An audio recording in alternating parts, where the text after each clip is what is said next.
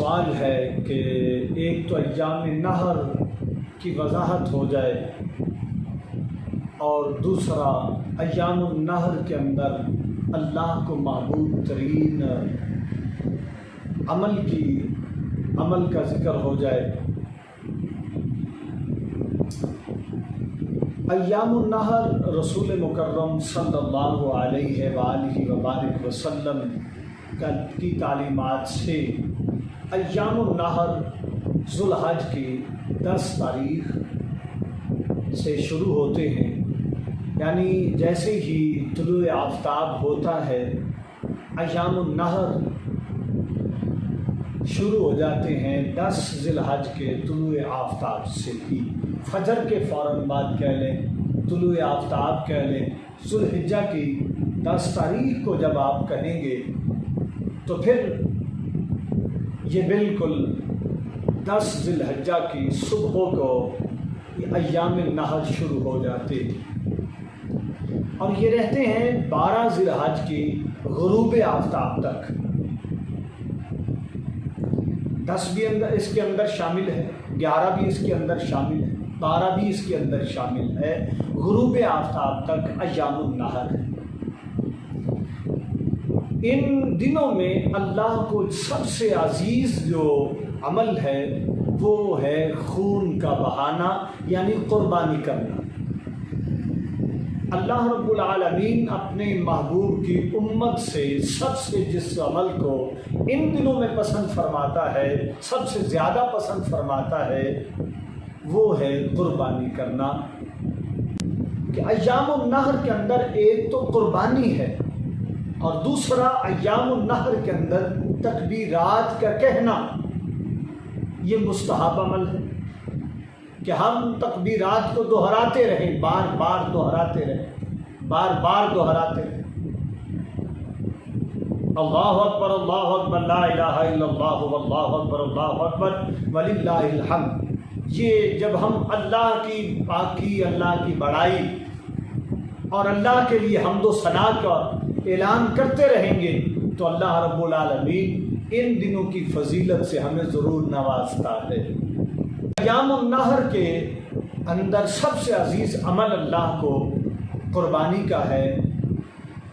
تو یہ ضروری ہے کہ ہم جس کی قربانی جس جانور کی دے رہے ہیں وہ عمر کے لحاظ سے بھی پورا ہو، وہ تر و تازہ بھی ہو، اچھا ہو، بلکہ یہاں پر اصول ذکر کرنے کچھ اس طرح کے یہ بھی زیادہ اچھا ہے کہ وہ جانور حلال کمائی سے ہو، اس کے لیے حلال رقم کا انتظام کیا جائے، اس کے اندر حرام کمائی کا کوئی حصہ شامل نہ ہو، رضا الہی کے لیے ہو، اللہ کی رضا اور سنت ابراہیمی، یعنی ابراہیم علیہ السلام اور رسول مکرم صلی اللہ علیہ وسلم کی سنت کے علاوہ کوئی ذہن میں بات نہ ہو،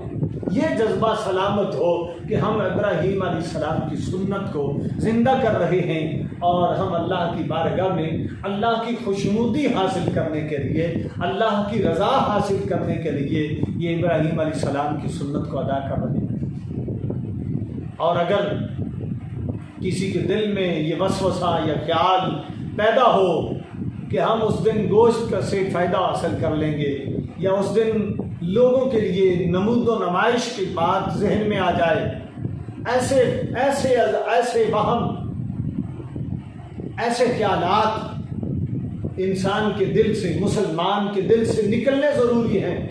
کیونکہ اگر ایسے خیالات دل و دماغ میں چل رہے ہوں اور پھر جانور کا انتظام کر لیا جائے تاکہ قربانی کرنی ہے اور قربانی کر بھی لی جائے تو قربانی کا فائدہ نہیں ہوتا۔ عمل اتنا بڑا ہے، نیت چھوٹی سی بات ہے، یہ اتنا بڑا عمل اگر نیت استوار نہ رہی، نیت اللہ کی رضا کی خاطر نہ رہی، نیت نمود و نمائش کی بن گئی، نیت لوگوں کے سامنے فخر کرنے کی بن گئی، نیت گوشت کھانے کی بن گئی، تو یہ اتنا بڑا عمل قربانی جیسا جس کے اندر انبیاء کی سنتیں ہیں، انبیاء شامل ہیں، ایسے بڑے عمل بھی ضائع ہو جاتے ہیں جب نیت خراب ہو جائے۔ اسی لیے رسول مکرم صلی اللہ علیہ وسلم کا ارشاد ہے کہ انما الاعمال بالنیات، اعمال کا دار و مدار نیتوں پر ہے۔ بلکہ ایک جگہ پہ تو اس طرح بھی رسول پاک صلی اللہ علیہ وسلم فرماتے ہیں کہ انسان خبردار، انسان کے جسم میں ایک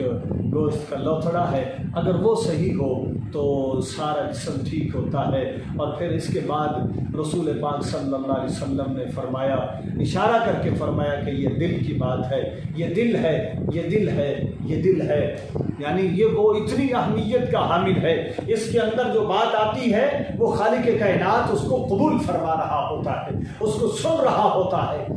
یہ محبوب کریم صلی اللہ علیہ وسلم کی وجہ سے ہمارے دلوں کے وسوسات پہ پکڑ نہیں ہے۔ اگر اللہ پکڑ کرنا چاہتا تو ہمارے جتنے خیالات ہمارے دل میں دوڑتے ہیں ساروں پہ اللہ پکڑ فرماتا۔ اس لیے دل کی حالت یہاں پر ملانا ضروری ہے، کیونکہ اتنے بڑے عمل کی ہم سنت کو دوبارہ زندہ کر رہے ہیں، تو اس بڑے عمل کی بات جو ہو رہی ہے وہ کسی عام بات سے نہیں ہوگی، وہ دل کو بھی مضبوط کرنے سے ہوگی، عمل کو بھی مضبوط کرنے سے ہوگی، رزق کو بھی پاک کرنے سے ہوگی۔ جس پیسوں سے یا جس مال سے یہ جانور قربانی کا خریدا جائے گا اس کو بھی پاک و صاف کرنے سے ہوگی۔ ایک اصول اس کا یہ بھی ہے کہ ہم اپنے دل سے یہ ساری چیزیں نکال ڈالیں جو قربانی کے ثواب سے ہمیں محروم کر رہی۔ اور ہاں یہ بھی بات ذہن میں رکھنی چاہیے، وہ جانور جن میں زیادہ شراکت دار ہو سکتے ہیں، حصہ دار ہو سکتے ہیں، ان کو سب سے پہلے ترتیب منظم کرنی چاہیے۔ وہ جس جانور کو خرید کر لائے ہیں اس کی قیمت منظم ہو، ہر حصہ دار کو برابر ہو۔ پھر اس کے بعد یہ بھی ان پہ جانچنا ضروری ہے کہ جتنے بھی حصہ دار ہیں ان میں کوئی ایسا تو نہیں ہے جس کی حرام کی کمائی ہو، اور اگر کسی کے بارے میں کنفرم ہو کہ اس کی کمائی کے اندر حرام کی کمائی شامل ہے، کنفرم ہو تو ایسے کا حصہ بھی نہیں رکھا جا سکتا۔ اس لیے نہیں رکھا جا سکتا، اگر رکھا تو وہ قربانی کا عمل اس کا تو ضائع ہوگا ہی، مگر باقی جو 6 ہیں ان کا بھی ضائع ہو جائے۔ اسی طرح اگر نیت میں فطور ہے، گوشت کھانے کی ہے، نمود و نمائش کی ہے کہ میں بڑے جانوروں کے اندر حصہ پا رہا ہوں، ایک طرف میں قربانی بکرا بھی کر رہا ہوں، چھترا بھی کر رہا ہوں، دومپا بھی کر رہا ہوں، اور بڑے جانور یہ ہمارے گاؤں کے اندر جو 2-3 ہیں ان کے اندر بھی میرے حصے ہیں، نمود و نمائش کے لیے اگر ہو تو وہ ایسے بندے کا بھی حصہ نہ ڈالے، کیونکہ ایسے بندے کی قربانی اس کو فائدہ نہیں دے گی، اور اگر اس کو فائدہ نہیں دے گی تو 7 حصوں میں ایک حصہ نقصان میں گیا، تو جیسے ہی وہ نقصان میں گیا تو باقی 6 کو بھی لے ڈوبے گا۔ یعنی اس چیز سے بھی بچنا ضروری ہے۔ اور آخر میں ایک حدیث پاک کا سہارا لے کر میں اپنی بات کو مکمل کر رہا ہوں کہ ہمیں ہر لحاظ سے محتاط ہو کر، جانور کو عمروں کے لحاظ سے بھی محتاط، اور پھر اگر شراکت دار ہوں تو شراکت داروں کی وجہ سے بھی احتیاط ضروری ہے۔ ساری چیزوں سے محتاط ہو کر پھر ہم جب قربانی کریں گے تو چاہے وہ 1 ہو یا 7 ہوں، سبھی اگر اللہ کی رضا کی خاطر رکھتے ہیں، سبھی اگر اللہ کی خوشنودی حاصل کرنا چاہتے ہیں، تو پھر یہ ساری کی ساری باتیں اور ساروں کا ایک ہی ذہن اور ایک ہی عقیدہ اور ایک ہی دماغ ہو اور ایک ہی بات ہو کہ ہم نے اللہ کی رضا حاصل کرنی ہے اور حضرت ابراہیم علیہ السلام کی اور محبوب کریم کی سنت کو زندہ کرنا ہے۔ وہ چاہے 1 ہو یا 7 ہو، ایسے بندوں کی قربانی اللہ رب العالمین قبول فرماتا ہے۔ ان کو حق ہے کہ وہ قربانی میں چاہے اکیلا ہو چاہے 7 ہوں، یہ شامل ہوگی تو بھی ان کو حق ہے کہ وہ اللہ کی بارگاہ میں اپنے اتنے بڑے عمل کو پیش کریں۔ کہ رسول پاک صلی اللہ علیہ وسلم فرماتے ہیں کہ آپ اپنے جانوروں کو خوب عمدہ اور تر و تازہ بناؤ، تر و تازہ کرو، اس لیے کہ کل قیامت کو آپ کے اعمال نامہ میں آپ کے اعمال کا جب وزن کیا جا رہا ہوگا، وہ وہاں پہ جہاں ترازو لگا ہوگا جہاں پہ کوئی کسی کا سہارا نہیں بنتا ہوگا، جہاں پر ہماری نمازیں بھی آ چکی ہوں گی، وہاں پر ہمارے روزے بھی آ چکے ہوں گے، اگر کسی نے حج بیت اللہ کیا ہے وہ بھی رکھا جا چکا ہوگا، تلاوت قرآن مجید بھی رکھی جا چکی ہوگی، جتنے لوگوں نے دین پاک کی اشاعت کے لیے اس کی ترویج کے لیے کوشش کی ہوگی وہ ان کی محنت بھی رکھی جا چکی ہوگی، جتنے لوگوں نے درود پاک پڑھا ہوگا وہ بھی رکھا جا چکا ہوگا۔ تو رسول پاک فرماتے ہیں جہاں پر اتنی چیزیں میدان میں رکھی جا رہی ہیں، وہاں پر جو آپ کا قربانی کا جانور ہے اس کو خوب تر و تازہ کر لو، یہ بھی میدان میں اپنے جسم کے ساتھ، اپنے گوشت کے ساتھ، اپنے خون کے ساتھ، اور پھر خصوصاً خون کے ساتھ برابر بدن ہی نہیں بلکہ رسول پاک فرماتے ہیں 70 گنا اضافے کے ساتھ آپ کے نامہ اعمال میں رکھ دیا جاتا ہے۔ یہ بھی بڑی